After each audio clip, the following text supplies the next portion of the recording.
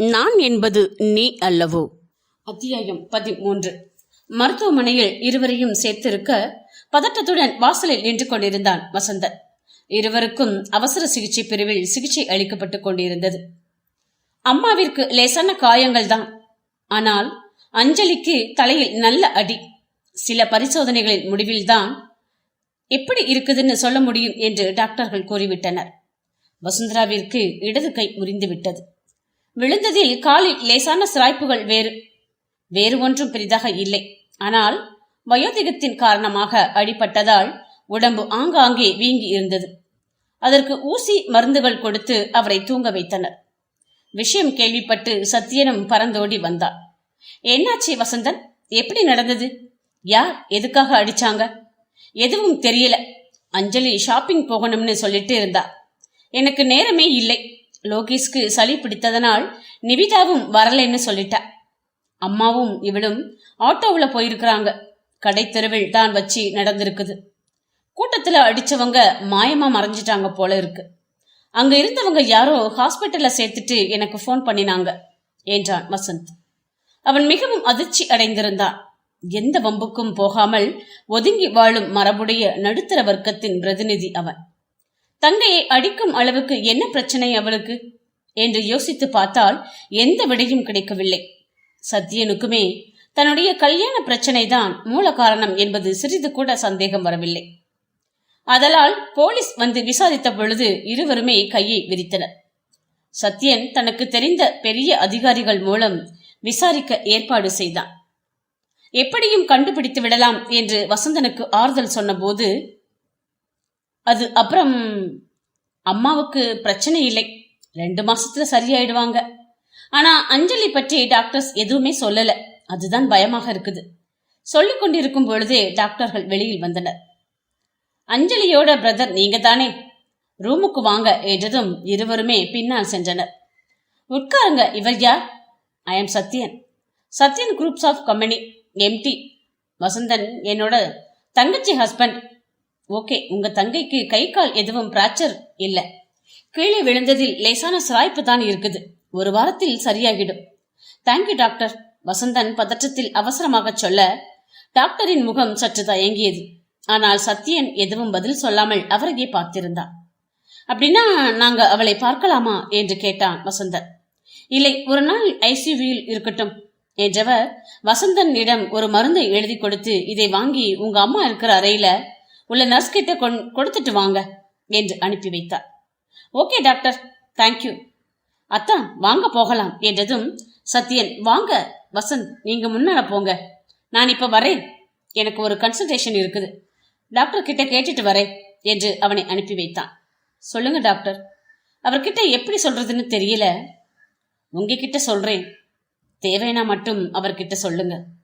அவங்களுக்கு பின்மண்டை முகுளத்தில் நல்ல அடிபட்டு இருக்கு. அதனால என்ன விளைவுகள் இருக்கும் என்று எனக்கு தெரியல.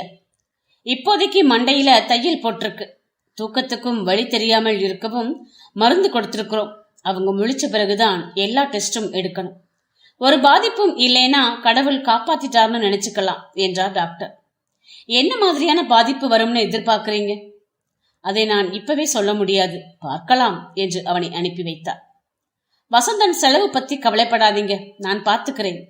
அத்தையும் அஞ்சலியும் நல்லபடியாக வீட்டிற்கு திரும்பி வந்தா போதும். எப்படியும் நாளைக்குத்தான் அஞ்சலி கண் முழிப்பா.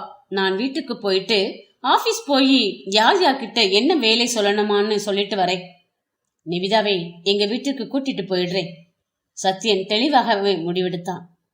சத்யன் வந்து செய்தியை வளர்மதியிடம் தெரிவிக்க 1 நொடி உள்ளூர ஆனந்தப்பட்டார். என்னடா சொல்ற? யார் அடிச்சாங்க? எதுக்கு தெரிஞ்சுதா? தெரியலம்மா, ஆனா கண்டிப்பா போலீஸ் கண்டுபிடித்து விடுவாங்கன்னு தோணுது. எனக்கும் கமிஷனரை பார்த்து இது விஷயமா பேசணும்னு நினைக்கிறேன் என்றவன் மாடிக்கு விரைந்தான்.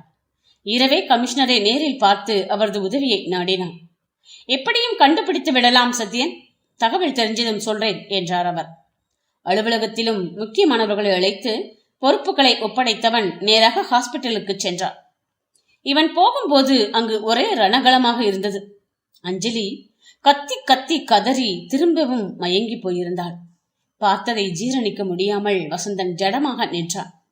அவனிடம் எதுவும் கேட்காமல் டாக்டரை பார்க்க அவரது அறைக்கு சென்றான். என்ன டாக்டர் ஆச்சு? அஞ்சலிக்கு விழிப்பு வந்துடுச்சா என்று கேட்டான். ஆமா, ஆனா கண்ணு தெரியலன்னு கத்தி ஒரே ரகலை. அதனால சடேஷன் கொடுத்திருக்கிறேன். கொஞ்சம் மனசளவுல சரியான பிறகுதான் அடுத்து என்ன பண்ணலாம்னு பார்க்க முடியும். ஏற்கனவே எம்ஆர்ஐ எடுத்தாச்சு. இனி இஎன்டி வந்தால்தான் விஷயம் தெரியும். அவர் சொன்னதும் அவனுக்குமே பேரதிர்ச்சியாக இருந்தது. டாக்டர், ஏன் இப்படி? நான் தான் சொன்னேன்ல, ஏதாவது ஒரு பாதிப்பு தெரியும்னு. எனக்கு நேத்து எம்ஆர்ஐ ஸ்கேன் பார்த்ததுமே கொஞ்சம் டவுட் இருந்தது. சரியான அடி பின்மண்டையில். நான் ஸ்பைனல் கார்டு நர்வஸ் பாதிச்சிடுமோன்னு பயந்து போயிருந்தேன். அது இன்னும் ரிஸ்க். கழுத்துக்கு கீழே அசைவே இல்லாமல் சக்கர நாற்காலியில் உட்கார்ந்திருக்க வேண்டியிருக்கும். நல்லவேளை, இதை விட பெரிய விஷயத்தை சொல்லி அவர் பயமுறுத்தவும் அவனுக்கு இன்னும் பயமாக இருந்தது. சரி, இதுக்கு வழி பார்க்கலாம்.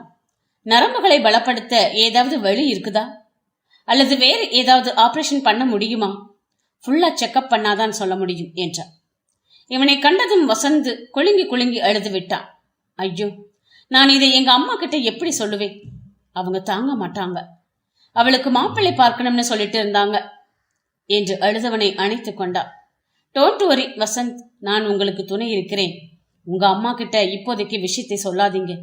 2-3 நாளைக்கு அவங்கள அஞ்சலியை பார்க்கவே அனுமதிக்காதீங்க. சத்யனின் அலைபேசி இசைக்க அதை காதுக்கு கொடுத்தான். எஸ் சார், நானே நேர்ல வரேன் என்றவன் வசந்தனிடம் குற்றவாளிகளை கண்டுபிடிச்சிட்டாங்களாம். நான் நேரடியாக போய் என்னன்னு கேட்டுட்டு வரேன். நானும் வரேன் அத்தா எனவும் அவனையும் அழைத்து கொண்டு சென்றான். மானசா என்கிறவங்களை அஞ்சலிக்கு தெரியுமா என்று கேட்டார் கமிஷனர். என் தங்கைக்கு தெரியாது சார், வசந்தன் பதில் கூறினார். ஆனா எனக்கு தெரியும் சார் என்றான் சத்யன். என்ன சொல்றீங்க? புரியல என்று கமிஷனர் கேட்க தனது சந்தேகத்தை பதிலாக கூறினார். மானசா அப்பாவும் எங்க அப்பாவும் தொழில் முறையில் தெரிஞ்சவங்க. அதனால எங்க 2 பேருக்கும் இடையில மேரேஜ் பண்ணலாம்னு ஒரு ப்ரப்போசல் ஓடிட்டு இருந்தது. நான் சுத்தமா மறுத்துட்டேன். நான் மறுத்ததற்கு காரணம் அஞ்சலி தான் என்று நினைச்சிட்டாங்க போல இருக்கு. அதனால்தான் இந்த விபரீதம் என்றதும் வசந்தன் வாயடைத்து போனான்.